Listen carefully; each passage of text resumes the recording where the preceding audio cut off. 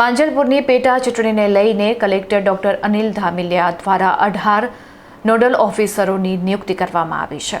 ભારતના ચૂંટણી પંચ દ્વારા વડોદરા શહેરની ખાલી પડેલી 145 માંજલપુર વિધાનસભા બેઠકની પેટા ચૂંટણી જાહેર કરાતા જ વહીવટીતંત્ર એક્શન મોડમાં આવી ગયું છે.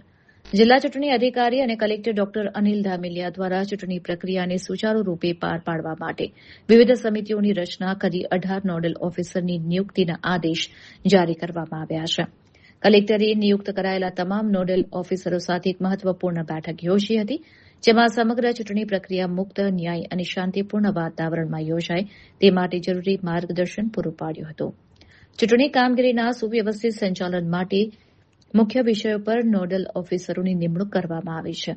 કલેક્ટર ડોક્ટર ધામિલિયાએ જણાવ્યું હતું કે માંજલપુર વિસ્તારમાં શાંતિપૂર્ણ માહોલમાં ચૂંટણી યોજાય તે માટે તમામ સરકારી અધિકારીઓ અને કર્મચારીઓએ પરસ્પર સંકલન સાધીને નિષ્ઠાપૂર્વક ફરજ બજાવવાની રહેશે. તેમણે કાયદો વ્યવસ્થા અને માનવ સંસાધન વ્યવસ્થાપન અંગે પણ જરૂરી સૂચનો આપ્યા હતા. આ બેઠકમાં નિવાસી અધિક કલેક્ટર BS પટેલ, નાયબ મ્યુનિસિપલ કમિશનર રાજપૂત, નાયબ જિલ્લા ચૂંટણી અધિકારી સુહાની કેલૈયા તેમજ પ્રતિ પ્રેક્ષક અધિકારી ગીતાબેન દેસાઈ સહિતના ઉચ્ચ અધિકારીઓ ઉપસ્થિત રહ્યા હતા.